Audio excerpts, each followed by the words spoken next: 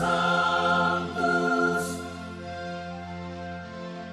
Sanctus, Sanctus Dominus Deus Sabaoth. Bapak, Ibu, dan saudara-saudariku yang terkasih dalam Tuhan kita Yesus Kristus, salam sejahtera untuk kita semua. Berkat Allah yang Maha Kuasa senantiasa menyertai kita. Marilah kita mendengarkan dan merenungkan bacaan-bacaan kitab suci hari Rabu, tanggal 2 Agustus tahun 2023. Bacaan pertama dari kitab Keluaran bab 34 ayat 29 sampai 35. Segala kekayaannya, semua anaknya dan perempuannya ditawan dan dijarah mereka, juga seluruhnya yang ada di rumah-rumah. Ketika Musa turun dari Gunung Sinai, kedua loh hukum Allah ada di tangan Musa.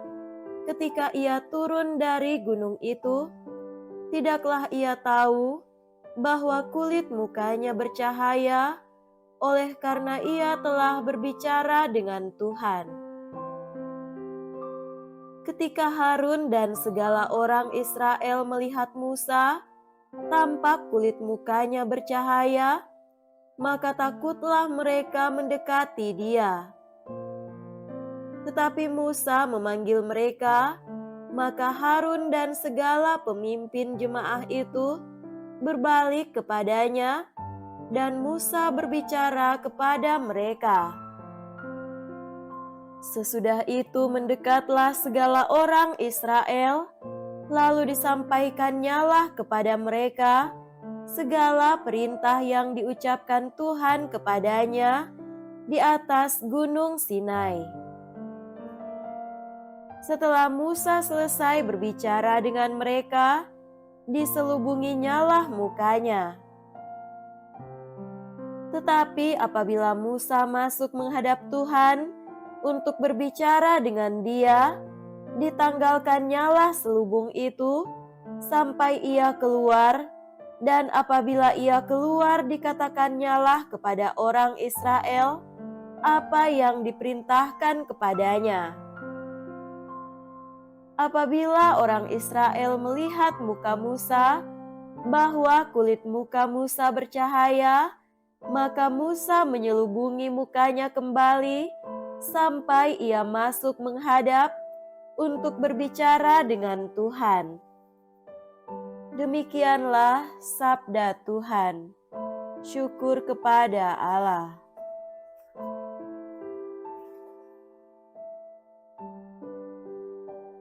Semoga Tuhan beserta kita sekarang dan selama-lamanya. Inilah Injil suci menurut Matius. Dimuliakanlah Tuhan. Injil Matius bab 13 ayat 44 sampai 46. Hal kerajaan sorga itu seumpama harta yang terpendam di ladang, yang ditemukan orang, lalu dipendamkannya lagi. Oleh sebab sukacitanya, pergilah ia menjual seluruh miliknya, lalu membeli ladang itu. Demikian pula hal kerajaan sorga itu, seumpama seorang pedagang yang mencari mutiara yang indah.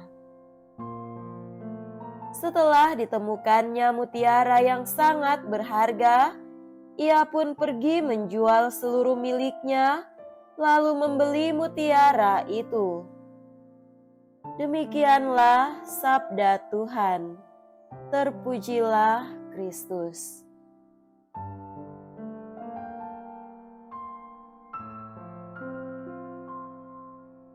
Saudara-saudariku yang terkasih dalam Tuhan kita Yesus Kristus, tema renungan kita pada hari ini adalah wajah bercahaya karena dekat dengan Tuhan. Kulit seseorang biasanya menjadi hitam atau terbakar sekurang-kurangnya kalau terus-menerus di bawah terik matahari. Lain lagi kalau orang suka bekerja dengan berjualan parfum, umumnya baunya juga akan harum seperti parfum.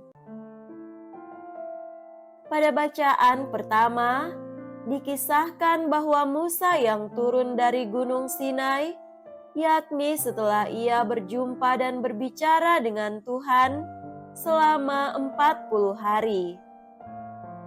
Dikatakan, ketika Musa turun dari Gunung Sinai dengan membawa kedua loh hukum Allah, ia tidak tahu bahwa kulit mukanya bercahaya karena ia telah berbicara dengan Tuhan.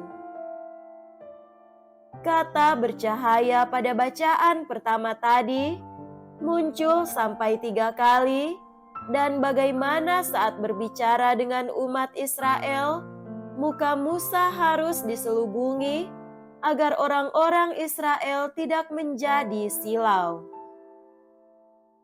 Kita ambil dan renungkan teks itu.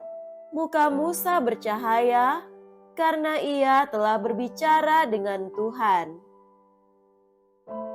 Pada saat wajahnya bercahaya itu, Musa tidak tahu atau tidak menyadari. Inilah gambaran bagus dari kitab suci.